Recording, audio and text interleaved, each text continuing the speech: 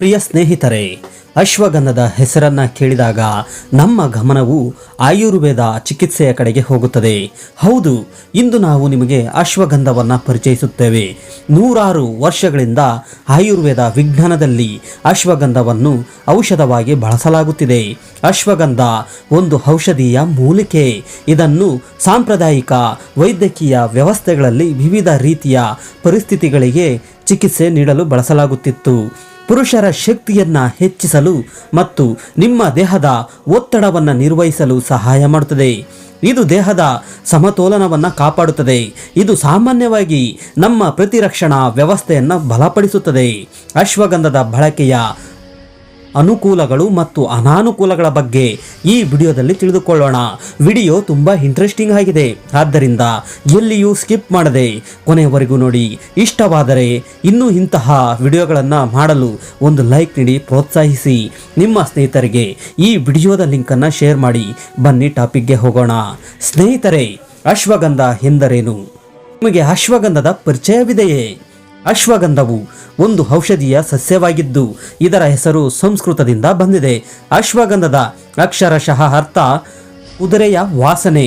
ಇದು ವಿವಿಧ ಸ್ಥಳಗಳಲ್ಲಿ ವಿವಿಧ ಹೆಸರುಗಳಿಂದ ಕರೆಯಲ್ಪಡುತ್ತದೆ ಮತ್ತು ಅನೇಕ ರೀತಿಯಲ್ಲಿ ಬಳಸಲಾಗುತ್ತದೆ. ಇದಕ್ಕೆ ಉತ್ತಮ ಉದಾಹರಣೆ ಎಂದರೆ ಬ್ರಾಹ್ಮಿ. ಇದು ಪ್ರಜ್ಞೆಯನ್ನ ಸಕ್ರಿಯಗೊಳಿಸಲು ಉಪಯುಕ್ತವಾಗಿದೆ.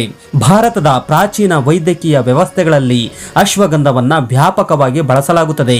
ಅಶ್ವಗಂಧ ಹಿಮಾಲಯದ ತಪ್ಪಲಿನಲ್ಲಿ ಮತ್ತು ಸುತ್ತಮುತ್ತಲಿನ ಒಣ ಬಯಲು ಪ್ರದೇಶಗಳಲ್ಲಿ ವ್ಯಾಪಕವಾಗಿ ಕಂಡುಬರುವ ದೀರ್ಘಕಾಲಿಕ ಸಸ್ಯವಾಗಿದೆ.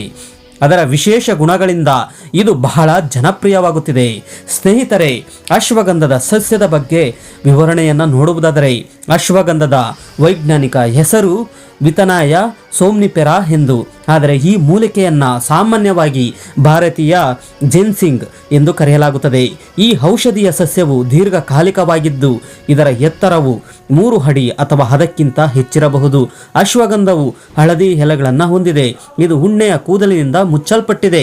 ಸಸ್ಯಕ್ಕೆ ತಿಳಿ ಹಸಿರು ಬಣ್ಣವನ್ನು ನೀಡುತ್ತದೆ. ಅಶ್ವಗಂಧ ಹೆಚ್ಚಾಗಿ ಔಷಧಿಯ ರೂಪದಲ್ಲಿ ಬಳಸಲಾಗುತ್ತದೆ. ಇದನ್ನ ಒಣ ತುಂಡುಗಳಲ್ಲಿ ರೂಪದಲ್ಲಿಯೂ ಬಳಸಲಾಗುತ್ತದೆ. ಚಹವಾಗಿ ಇದು ಕುದುರೆಯ ಮೂತ್ರದಂತೆ ಸ್ವಲ್ಪ ವಾಸನೆಯನ್ನು ಹೊಂದಿರುತ್ತದೆ. ಪುರುಷ ಶಕ್ತಿಯನ್ನು ಹೆಚ್ಚಿಸಲು ಸಹಾಯ ಮಾಡುತ್ತದೆ. ಅಶ್ವಗಂಧದ ಆರೋಗ್ಯಕರ ಪ್ರಯೋಜನಗಳು. ಸ್ನೇಹಿತರೆ, ಅಶ್ವಗಂಧವನ್ನು ನಿಯಮಿತವಾಗಿ ಸೇವಿಸುವುದರಿಂದ ಅನೇಕ ರೀತಿಯ ಕಾಯಿಲೆಗಳನ್ನು ಗುಣಪಡಿಸಬಹುದು ಅಥವಾ ಅವುಗಳ ಪರಿಣಾಮಗಳನ್ನು ಕಡಿಮೆ ಮಾಡಬಹುದು. ಅಶ್ವಗಂಧದ ಬಳಕೆಯಿಂದ ಯಾವ ರೋಗಗಳನ್ನು ತಡೆಯಬಹುದು ಎಂದು ನಿಮಗೆ ತಿಳಿದಿದ್ದರೆ ವಿಡಿಯೋ ಪುಷ್ ಮಾಡಿ, ಕಾಮೆಂಟ್ ಟೈಪ್ ಮಾಡಿ, ನಂತರ ಪ್ಲೇ ಮಾಡಿ. ನಿಮಗೆ ಎಷ್ಟು ಮಾಹಿತಿ ತಿಳಿದಿದೆ ಎಂದು ನೀವೇ ಮನನ ಮಾಡಿಕೊಳ್ಳಿ. ಸ್ನೇಹಿತರೆ, ಕೊಲೆಸ್ಟ್ರಾಲ್ ಅನ್ನು ಕಡಿಮೆ ಮಾಡುವಲ್ಲಿ ಅಶ್ವಗಂಧ ಕೊಲೆಸ್ಟ್ರಾಲ್ ಮಟ್ಟವನ್ನು ನಿಯಂತ್ರಿಸುತ್ತದೆ. ಇದು ಒತ್ತಡ ಮತ್ತು ಹೃದಯ ಸಂಬಂಧಿ ಸಮಸ್ಯೆಗಳನ್ನು ನಿವಾರಿಸುತ್ತದೆ. ಹೃದಯದ ಸ್ನಾಯುಗಳನ್ನು ಬಲಪಡಿಸುತ್ತದೆ. ಅರಿಜೋನಾ ವಿಶ್ವವಿದ್ಯಾನಿಲಯದ ಅಧ್ಯಯನವು ರಕ್ತದಲ್ಲಿ ಕೊಲೆಸ್ಟ್ರಾಲ್ ಮಟ್ಟವನ್ನು ಕಡಿಮೆ ಮಾಡಲು ಸಹಾಯ ಮಾಡುವ ಹೈಪೋಲಿಪಿಮಿಕ್ ಗುಣಲಕ್ಷಣಗಳನ್ನು ಹೊಂದಿದೆ ಎಂದು ಬಹಿರಂಗಪಡಿಸಿದೆ. ಕಾರ್ಟಿಸೋಲ್ ಮಟ್ಟವನ್ನು ಕಡಿಮೆ ಮಾಡುವಲ್ಲಿ ಅಶ್ವಗಂಧ. ಸ್ನೇಹಿತರೆ, ಅಶ್ವಗಂಧವು ಕಾರ್ಟಿಸೋಲ್ ಮಟ್ಟವನ್ನು ಕಡಿಮೆ ಮಾಡುತ್ತದೆ. ಕಾರ್ಟಿಸೋಲ್ ಅನ್ನು ಒತ್ತಡದ ಹಾರ್ಮೋನ್ ಎಂದು ಕರೆಯಲಾಗುತ್ತದೆ, ಏಕೆಂದರೆ ನಿಮ್ಮ ಮೂತ್ರಜನಕಾಂಗದ ಗ್ರಂಥಿಗಳು ಅದನ್ನು ಒತ್ತಡದಲ್ಲಿ ಬಿಡುಗಡೆ ಮಾಡುತ್ತವೆ. ನಿಮ್ಮ ರಕ್ತದಲ್ಲಿನ ಸಕ್ಕರೆ ಮಟ್ಟವನ್ನು ಕಡಿಮೆ ಮಾಡಲು ಅಶ್ವಗಂಧ ಸಹಕಾರಿಯಾಗಿದೆ. ಕಾರ್ಟಿಸೋಲ್ ಮಟ್ಟವನ್ನು ಹೆಚ್ಚಿಸುವುದರಿಂದ ರಕ್ತದಲ್ಲಿನ ಸಕ್ಕರೆಯ ಮಟ್ಟವು ಹೆಚ್ಚಿಸುತ್ತದೆ. ದೀರ್ಘಕಾಲದ ಒತ್ತಡಕ್ಕೆ ಒಳಗಾದಾಗ ನಿಯಂತ್ರಿತ ವಯಸ್ಕರಲ್ಲಿ ನಡೆಸಿದ ಅಧ್ಯಯನಗಳು ಅಶ್ವಗಂಧವು ಕಾರ್ಟಿಸೋಲ್ ಅನ್ನು ಗಮನಾರ್ಹವಾಗಿ ಕಡಿಮೆ ಮಾಡುತ್ತದೆ ಎಂದು ತೋರಿಸಿದೆ. ಒತ್ತಡ ಮತ್ತು ಆತಂಕವನ್ನು ನಿವಾರಿಸುವಲ್ಲಿ ಅಶ್ವಗಂಧ. ಸ್ನೇಹಿತರೆ, ಅಶ್ವಗಂಧ ಚೂರ್ಣ ಒತ್ತಡವನ್ನು ಕಡಿಮೆ ಮಾಡುವ ಸಾಮರ್ಥ್ಯಕ್ಕೆ ಬಹಳ ಪ್ರಸಿದ್ಧವಾಗಿದೆ. ಸಂಶೋಧಕರು ಇಲಿಗಳ ಮೆದುಳಿನ ಮೇಲೆ ಅದರ ಪರಿಣಾಮಗಳನ್ನು ನೋಡಿದ್ದಾರೆ ಮತ್ತು ನರಮಂಡಲದಲ್ಲಿ ರಾಸಾಯನಿಕ ಸಂಕೇತಗಳನ್ನು ನಿಯಂತ್ರಿಸುವ ಮೂಲಕ ಒತ್ತಡವನ್ನು ಕಡಿಮೆ ಮಾಡುತ್ತದೆ ಎಂದು ಕಂಡುಹಿಡಿದರು. ಅಶ್ವಗಂಧವನ್ನು ಬಳಸುವುದರಿಂದ ನಾವು ಒತ್ತಡ ಮತ್ತು ಆತಂಕ ಅಸ್ವಸ್ಥತೆಗಳನ್ನು ಲಕ್ಷಣಗಳನ್ನು ಕಡಿಮೆ ಮಾಡಬಹುದು. ನಮ್ಮ ಆಧುನಿಕ ಜೀವನ ಶೈಲಿಯಲ್ಲಿ ಒತ್ತಡ ಹೆಚ್ಚುತ್ತಿದೆ. ಅದನ್ನು ನಿಭಾಯಿಸಲು ನಮಗೆ ಸಾಧ್ಯವಾಗದೇ ಇರಬಹುದು. ಅಶ್ವಗಂಧವನ್ನು ಸೇವಿಸುವ ಮೂಲಕ ಒತ್ತಡದ ವಿರುದ್ಧ ಹೋರಾಡಬಹುದು. ಸಾಂಪ್ರದಾಯಿಕವಾಗಿ ಇದು ವ್ಯಕ್ತಿಯ ಮೇಲೆ ಹಿತವಾದ ಮತ್ತು ಶಾಂತ ಮನಸ್ಥಿತಿಯನ್ನು ಉಂಟು ಮಾಡುತ್ತದೆ. ಮಧುಮೇಹಕ್ಕೆ ಅಶ್ವಗಂಧ. ಅಶ್ವಗಂಧವನ್ನು ದೀರ್ಘಕಾಲದವರೆಗೆ ಮಧುಮೇಹಕ್ಕೆ ಆಯುರ್ವೇದ ಔಷಧಗಳಲ್ಲಿ ಬಳಸಲಾಗುತ್ತದೆ. ಉತ್ತಮ ಫಲಿತಾಂಶಗಳೊಂದಿಗೆ ಮಧುಮೇಹಕ್ಕೆ ಅಶ್ವಗಂಧದ ಬಳಕೆಯ ಸಂಶೋಧನೆಯು ಸಕಾರಾತ್ಮಕ ಫಲಿತಾಂಶಗಳನ್ನು ತೋರಿಸಿದೆ. ಉಪವಾಸ ಮತ್ತು ಊಟದ ಅವಧಿಯಲ್ಲಿ ಅಶ್ವಗಂಧದ ಸೇವನೆಯು ರಕ್ತದಲ್ಲಿನ ಸಕ್ಕರೆ ಮಟ್ಟವನ್ನು ಗಣನೀಯವಾಗಿ ಕಡಿಮೆ ಮಾಡುತ್ತದೆ ಎಂದು ಪ್ರಯೋಗಗಳು ತೋರಿಸುತ್ತವೆ. ಆದ್ದರಿಂದ ಮಧುಮೇಹದಿಂದ ಬಳಲುತ್ತಿರುವ ವ್ಯಕ್ತಿಯು ವೈದ್ಯರ ಸಲಹೆ ಮೇರೆಗೆ ಅಶ್ವಗಂಧವನ್ನು ಬಳಸಬೇಕು. ಅಶ್ವಗಂಧ ಕ್ಯಾನ್ಸರ್ ಚಿಕಿತ್ಸೆಯಲ್ಲಿ ಸಹಾಯಕವಾಗಿದೆ. ಸ್ನೇಹಿತರೆ, ನಿಮ್ಮ ಹತ್ತಿರ ಕ್ಯಾನ್ಸರ್ನಿಂದ ಬಳಲುತ್ತಿರುವ ವ್ಯಕ್ತಿ ಇದ್ದರೆ ನೀವು ಅಶ್ವಗಂಧವನ್ನು ಸೇವಿಸಲು ಸಲಹೆ ನೀಡಬಹುದು. ಏಕೆಂದರೆ ಅದು ಕ್ಯಾನ್ಸರ್ ಅನ್ನು ಕಡಿಮೆ ಮಾಡುವ ಸಾಮರ್ಥ್ಯವನ್ನು ಹೊಂದಿದೆ ಎಂದು ತೋರಿಸಲಾಗಿದೆ. ಅಶ್ವಗಂಧವು ಗಡ್ಡೆಯ ಕೋಶಗಳನ್ನು ನಾಶಪಡಿಸುವ ಕೀಮೋಥೆರಪಿಯ ಅಡ್ಡ ಪರಿಣಾಮಗಳನ್ನು ಕಡಿಮೆ ಮಾಡುತ್ತದೆ. ಅಶ್ವಗಂಧದ ಉತ್ಕರ್ಷಣ ನಿರೋಧಕ ಮತ್ತು ಕ್ಯಾನ್ಸರ್ ವಿರೋಧಿ ಗುಣಲಕ್ಷಣಗಳು ಕ್ಯಾನ್ಸರ್ ಅನ್ನು ಕಡಿಮೆ ಮಾಡಲು ಭಾಗಶಃ ಸಹಾಯ ಮಾಡುತ್ತದೆ. ಅಶ್ವಗಂಧದ ಎಲೆಗಳನ್ನು ಗಡ್ಡೆಗಳನ್ನು ತೆಗೆದುಹಾಕಲು ಬಳಸಲಾಗುತ್ತದೆ ಮತ್ತು ಅದರ ಬೇರುಗಳನ್ನು ಅನೇಕ ರೀತಿಯ ಕ್ಯಾನ್ಸರ್ಗಳಿಗೆ ಚಿಕಿತ್ಸೆ ನೀಡಲು ಬಳಸಲಾಗುತ್ತದೆ. ಶಕ್ತಿಯನ್ನು ಹೆಚ್ಚಿಸಲು ಅಶ್ವಗಂಧ. ಸ್ನೇಹಿತರೆ, ನೀವು ಆಯಾಸ, ದೌರ್ಬಲ್ಯ ಅಥವಾ ಮಾನಸಿಕ ಒತ್ತಡದಿಂದ ಬಳಲುತ್ತಿದ್ದರೆ ಚಿಂತಿಸಬೇಡಿ. ನಾವು ನಿಮಗೆ ಆಯುರ್ವೇದದ ನಿಧಿಯಿಂದ ಅಮೂಲ್ಯವಾದ ಔಷಧಿಗಳನ್ನು ಪರಿಚಯಿಸುತ್ತೇವೆ. ಹೌದು, ನೀವು ಅಶ್ವಗಂಧವನ್ನು ಬಳಸದಿದ್ದರೆ ಪ್ರಾರಂಭಿಸಿ, ಏಕೆಂದರೆ ಅದು ನಿಮ್ಮ ಆಯಾಸ ಮತ್ತು ದೌರ್ಬಲ್ಯವನ್ನು ತೆಗೆದುಹಾಕುತ್ತದೆ. ಇದನ್ನು ಬಳಸುವುದರಿಂದ ನೀವು ನಿಮ್ಮ ಕಾರ್ಯ ಸಾಮರ್ಥ್ಯದಲ್ಲಿ ಹೆಚ್ಚಳವನ್ನು ಅನುಭವಿಸುವಿರಿ, ಜೊತೆಗೆ ದಣಿವಾಗದೆ ಕೆಲಸ ಮಾಡುವ ನಿಮ್ಮ ಸಾಮರ್ಥ್ಯ ಮತ್ತು ನಿಮ್ಮ ತ್ರಾಣದಲ್ಲಿ ಗೋಚರ ವ್ಯತ್ಯಾಸವನ್ನು ಅನುಭವಿಸುವಿರಿ. ಅಶ್ವಗಂಧದ ಬಳಕೆಯು ದೇಹದ ರಚನೆಯನ್ನು ಸುಧಾರಿಸಲು ಮತ್ತು ಶಕ್ತಿಯನ್ನು ಹೆಚ್ಚಿಸಲು ಸಹಾಯ ಮಾಡುತ್ತದೆ ಎಂದು ಸಂಶೋಧನೆ ತೋರಿಸಿದೆ. ಏಕಾಗ್ರತೆಯನ್ನು ಹೆಚ್ಚಿಸಲು ಅಶ್ವಗಂಧ. ಸ್ನೇಹಿತರೆ, ನಿಮ್ಮ ಮಕ್ಕಳಿಗೆ ಅಧ್ಯಯನದಲ್ಲಿ ಆಸಕ್ತಿ ಇಲ್ಲವೇ? ಹಾಗಿದ್ದರೆ ನೀವು ಅವರನ್ನು ಅಶ್ವಗಂಧವನ್ನು ಸೇವಿಸುವಂತೆ ಮಾಡಬೇಕು, ಏಕೆಂದರೆ ಅದು ಅವರ ಮಾನಸಿಕ ಸ್ಥಿತಿಯನ್ನು ಸ್ಥಿರಗೊಳಿಸಲು ಸಹಾಯ ಮಾಡುತ್ತದೆ. ಇದು ನಿಮ್ಮ ದೈಹಿಕ ಮತ್ತು ಮಾನಸಿಕ ಸಾಮರ್ಥ್ಯಗಳನ್ನು ಹೆಚ್ಚಿಸುತ್ತದೆ. ಇದನ್ನು ಹಾಲಿನೊಂದಿಗೆ ಸೇವಿಸುವುದರಿಂದ ನೆನಪಿನ ಶಕ್ತಿ ಹೆಚ್ಚುತ್ತದೆ. ಅಶ್ವಗಂಧ ಥೈರಾಯ್ಡ್ ಗ್ರಂಥಿಯನ್ನು ಉತ್ತೇಜಿಸುತ್ತದೆ. ಸ್ನೇಹಿತರೆ, ಹೈಪೋಥೈರಾಯ್ಡಿಸಮ್ ಪ್ರಕರಣಗಳಲ್ಲಿ ಥೈರಾಯ್ಡ್ ಗ್ರಂಥಿಯನ್ನು ಉತ್ತೇಜಿಸಲು ಅಶ್ವಗಂಧವನ್ನು ಬಳಸಬಹುದು. ಅಶ್ವಗಂಧವು ಥೈರಾಯ್ಡ್ ಗ್ರಂಥಿಯ ಮೇಲೆ ಬೀರುವ ಪರಿಣಾಮಗಳ ಕುರಿತು ನಡೆಸಿದ ಅಧ್ಯಯನವು ಪ್ರತಿದಿನ ಅಶ್ವಗಂಧವನ್ನು ನೀಡಿದರೆ ಥೈರಾಯ್ಡ್ ಹಾರ್ಮೋನ್ ಸ್ರವಿಸುವಿಕೆಯು ಹೆಚ್ಚಾಗುತ್ತದೆ ಎಂದು ವರದಿ ಮಾಡಿದೆ. ಉರಿಯೂತ ನಿರೋಧಕವಾಗಿ ಅಶ್ವಗಂಧ. ಸ್ನೇಹಿತರೆ, ಅಶ್ವಗಂಧದ ಬಳಕೆಯು ವಿವಿಧ ರೀತಿಯ ಸಂಧಿವಾತ ಸಮಸ್ಯೆಗಳ ವಿರುದ್ಧ ಹೋರಾಡುವಲ್ಲಿ ಪರಿಣಾಮಕಾರಿಯಾಗಿದೆ. ಈ ಗಿಡಮೂಲಿಕೆಯು ಸೈಕ್ಲೋಆಕ್ಸಿಜೆನೇಸಿಸ್ ಪ್ರತಿರೋಧಕವಾಗಿ ಕಾರ್ಯನಿರ್ವಹಿಸುತ್ತದೆ. ಇದು ಉರಿಯೂತ ಮತ್ತು ನೋವನ್ನು ಕಡಿಮೆ ಮಾಡುತ್ತದೆ. ಅಶ್ವಗಂಧವು ಆಲ್ಕಲಾಯ್ಡ್ಗಳು, ಸಪೋನಿನ್ಗಳು ಮತ್ತು ಸ್ಟೆರಾಯ್ಡ್ಗಳು, ಲ್ಯಾಕ್ಟೋನ್ ಕಿಣ್ವಗಳ ಗುಣಲಕ್ಷಣಗಳನ್ನು ಹೊಂದಿದೆ. ಲೈಂಗಿಕ ಕಾರ್ಯಕ್ಷಮತೆಯನ್ನು ಸುಧಾರಿಸುತ್ತದೆ. ಸ್ನೇಹಿತರೆ, ನಿಮಗೆಲ್ಲರಿಗೂ ತಿಳಿದಿರುವಂತೆ ಅಶ್ವಗಂಧವು ಕುದುರೆಯ ಪೌಷ್ಟಿಕಾಂಶದ ಮೌಲ್ಯವನ್ನು ಸೂಚಿಸುತ್ತದೆ ಮತ್ತು ಈ ಅರ್ಥದಲ್ಲಿ ಅಶ್ವಗಂಧವನ್ನು ಆಯುರ್ವೇದದ ವಿಜ್ಞಾನವು ಬಂಜೆತನದ ಚಿಕಿತ್ಸೆಗೆ ಸಂಬಂಧಿಸಿದ ಪ್ರಮುಖ ಲೈಂಗಿಕ ಪುನಃಸ್ಥಾಪಕಗಳಲ್ಲಿ ಒಂದಾಗಿದೆ. ಇದು ಅಶ್ವಗಂಧದ ಐತಿಹಾಸಿಕ ಬಳಕೆಗಳಲ್ಲಿ ಒಂದಾಗಿದೆ. ಇದೇ ಅಂಶ ಹೆಚ್ಚು ಜನಪ್ರಿಯವಾಗಲು ಸಹಾಯ ಮಾಡಿತು. ಕಾಮಸೂತ್ರ ಅಥವಾ ಪ್ರೀತಿಯ ಕಲೆ ಮಾನವ ಸಂಬಂಧಗಳ ಯಶಸ್ಸಿಗೆ ಮೀಸಲಾದ ಪ್ರಾಚೀನ ಭಾರತೀಯ ಪಠ್ಯವಾಗಿದೆ.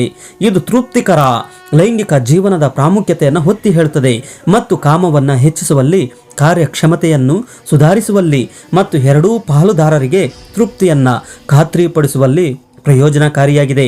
ನಿಮ್ಮ ಲೈಂಗಿಕ ಶಕ್ತಿಯನ್ನು ಬಳಸಿಕೊಳ್ಳಲು ಮತ್ತು ನಿಮ್ಮ ಜೀವನದಲ್ಲಿ ಸಮತೋಲನವನ್ನು ತರಲು ಅಶ್ವಗಂಧವು ಉತ್ತಮ ಮಾರ್ಗವಾಗಿದೆ. ಸಂತಾನೋತ್ಪತ್ತಿ ಸಮಸ್ಯೆಗಳಾದ ಬಂಜೆತನ, ಪಾಲಿಸಿಸ್ಟಿಕ್ ಅಂಡಾಶಯದ ಕಾಯಿಲೆ ಮತ್ತು ನಿಮುರುವಿಕೆಯ ಅಪಸಾಮಾನ್ಯ ಅಶ್ವಗಂಧದ ಬಳಕೆ ಇತ್ಯಾದಿಗಳಲ್ಲಿ ಪ್ರಯೋಜನಕಾರಿಯಾಗಿದೆ. ಅಶ್ವಗಂಧದ ಬಳಕೆ ಪುರುಷರಿಗೆ ಪ್ರಯೋಜನಕಾರಿಯಾಗಿದೆ. ಸ್ನೇಹಿತರೆ, ಕಾರ್ಟಿಸೋಲ್ ಮಟ್ಟವನ್ನು ಸಮತೋಲನಗೊಳಿಸುವ ಮೂಲಕ ಒತ್ತಡವನ್ನು ಕಡಿಮೆ ಮಾಡಲು ಸಹಾಯ ಮಾಡುವ ಒತ್ತಡವನ್ನು ನಿವಾರಿಸಲು ಅಶ್ವಗಂಧ ಹೇಗೆ ಸಹಾಯಕವಾಗಿದೆ ಎಂಬುದನ್ನು ನಾವು ನೋಡಿದ್ದೇವೆ. ಅಶ್ವಗಂಧವು ಪುರುಷ ಚೈತನ್ಯದ ಮೇಲೆ ಪರಿಣಾಮ ಬೀರುವ ಇತರ ಹಾರ್ಮೋನ್ಗಳ ಮೇಲೆ ಇದೇ ರೀತಿಯ ಪರಿಣಾಮವನ್ನು ಬೀರುತ್ತದೆ. ಅಶ್ವಗಂಧವು ಪುರುಷ ಫಲವತ್ತತೆಯ ಮೇಲೆ ಪರಿಣಾಮ ಬೀರುವ ಹಾರ್ಮೋನ್ಗಳನ್ನು ಸ್ಥಿರಗೊಳಿಸಲು ಸಹಾಯ ಮಾಡುತ್ತದೆ. ಈ ಶಕ್ತಿಶಾಲಿ ಮೂಲಿಕೆಯು ಟೆಸ್ಟೋಸ್ಟೆರಾನ್ ಉತ್ಪಾದನೆಯನ್ನು ಉತ್ತೇಜಿಸುವ ಜವಾಬ್ದಾರಿಯುತ ಹಾರ್ಮೋನ್ ಅನ್ನು ಹಗುರಗೊಳಿಸುವ ಹಾರ್ಮೋನ್ ಸಿರಮ್ ಮಟ್ಟವನ್ನು ಹೆಚ್ಚಿಸುತ್ತದೆ ಎಂದು ಸಂಶೋಧನೆ ತೋರಿಸುತ್ತದೆ. ಹಾರ್ಮೋನ್ ಸಮತೋಲನ ಅಥವಾ ಅಸಮತೋಲನವು ಫಲವತ್ತತೆಗೆ ಮಾತ್ರವಲ್ಲದೆ ಆರೋಗ್ಯಕರ ಪ್ರಾಸ್ಟೇಟ್, ದೇಹ ತೂಕ, ಲೈಂಗಿಕ ಕ್ರಿಯೆ ಮತ್ತು ಸ್ನಾಯುಗಳ ಬೆಳವಣಿಗೆ, ಮೆದುಳು ಮತ್ತು ಇತರ ಹಾರ್ಮೋನ್ಗಳ ಸಮತೋಲನದ ಮೇಲೆ ಪರಿಣಾಮ ಬೀರುತ್ತದೆ. ಅಶ್ವಗಂಧ ಚೂರ್ಣದ ಸೇವನೆಯು ಪುರುಷರಲ್ಲಿ ಫಲವತ್ತತೆಯನ್ನು ಹೆಚ್ಚಿಸುತ್ತದೆ. ಸ್ನೇಹಿತರೆ, ಕಾಮವನ್ನು ಉತ್ತೇಜಿಸುವುದರ ಜೊತೆಗೆ ಅಶ್ವಗಂಧವು ಪುರುಷರಲ್ಲಿ ವೀರ್ಯದ ಗುಣಮಟ್ಟವನ್ನು ಸುಧಾರಿಸಲು ಸಹಾಯ ಮಾಡುತ್ತದೆ. ಇತ್ತೀಚೆಗೆ ವಿಜ್ಞಾನಿಗಳು ಅಶ್ವಗಂಧವು ಕಾಮೋತ್ತೇಜಕವಾಗಿ ಪ್ರಮುಖ ಪಾತ್ರವನ್ನು ವಹಿಸುತ್ತದೆ ಮತ್ತು ವೀರ್ಯದ ಸಂಖ್ಯೆಯನ್ನು ಹೆಚ್ಚಿಸುವ ಮೂಲಕ ವೀರ್ಯದ ಗುಣಮಟ್ಟವನ್ನು ಸುಧಾರಿಸುತ್ತದೆ ಎಂದು ಕಂಡುಹಿಡಿದಿದ್ದಾರೆ. ಈ ಕಾರಣಕ್ಕಾಗಿಯೇ ಜನರು ತಮ್ಮ ಸಂಗಾತಿಯನ್ನ ಹಾಸಿಗೆಯಲ್ಲಿ ಸಂತೋಷಪಡಿಸಲು ಅಶ್ವಗಂಧವನ್ನು ಔಷಧಿಯಾಗಿ ಬಳಸುತ್ತಿದ್ದಾರೆ. ಮಹಿಳೆಯರ ಆರೋಗ್ಯಕ್ಕಾಗಿ ಅಶ್ವಗಂಧದ ಪ್ರಯೋಜನಗಳು. ಸ್ನೇಹಿತರೆ, ಅಶ್ವಗಂಧದ ಬಳಕೆಯು ಮಹಿಳೆಯರನ್ನ ಆರೋಗ್ಯವಾಗಿರಿಸುತ್ತದೆ ಮತ್ತು ಅವರ ಹಾರ್ಮೋನ್ ಸಮತೋಲನವನ್ನು ಉತ್ತೇಜಿಸುತ್ತದೆ. ಇದನ್ನು ನಿಯಮಿತವಾಗಿ ಸೇವಿಸಿದರೆ ಒತ್ತಡದಂತಹ ರೋಗ ಲಕ್ಷಣಗಳಿಂದ ಪರಿಹಾರವನ್ನು ಪಡೆಯಬಹುದು. ಇತ್ತೀಚಿನ ಅಧ್ಯಯನವು ಅಶ್ವಗಂಧದೊಂದಿಗೆ ಪೂರಕವಾಗಿ ಶಕ್ತಿಯ ಮಟ್ಟವನ್ನು ಸುಧಾರಿಸಲು ಸಹಾಯ ಮಾಡುತ್ತದೆ, ಒತ್ತಡ ಸಂಬಂಧಿತ ಪರಿಸ್ಥಿತಿಗಳನ್ನು ಕಡಿಮೆ ಮಾಡುತ್ತದೆ. ಅದೇ ಸಮಯದಲ್ಲಿ ಅಶ್ವಗಂಧವು ಲೈಂಗಿಕ ಬಯಕೆಯನ್ನು ಹೆಚ್ಚಿಸಲು ಸಹಾಯ ಮಾಡುತ್ತದೆ ಮತ್ತು ರಕ್ತದ ಹರಿವನ್ನು ಹೆಚ್ಚಿಸುವ ಮತ್ತು ಒತ್ತಡವನ್ನು ಕಡಿಮೆ ಮಾಡುವ ಮೂಲಕ ಮಹಿಳೆಯರಲ್ಲಿ ತೃಪ್ತಿ ತರುತ್ತದೆ.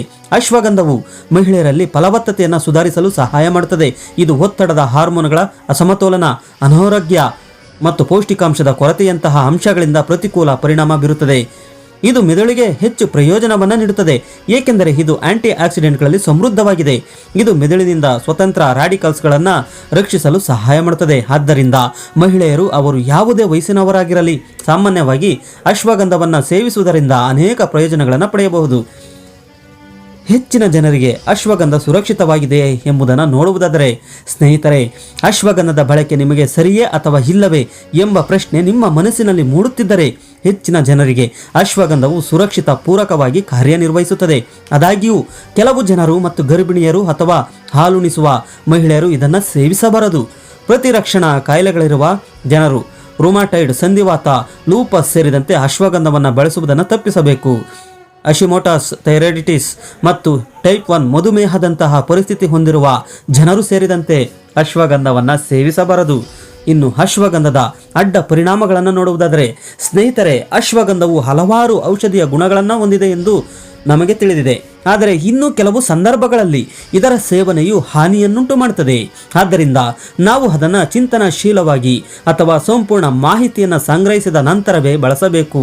ರೋಗಿಯು ಔಷಧಿಗಳಿಗೆ ಸಂಬಂಧಿಸಿದ ಔಷಧಿಗಳನ್ನು ತೆಗೆದುಕೊಳ್ಳುತ್ತಿದ್ದರೂ ಸಹ ಅಡ್ಡ ಪರಿಣಾಮಗಳ ಸಾಧ್ಯತೆ ಇರುತ್ತದೆ.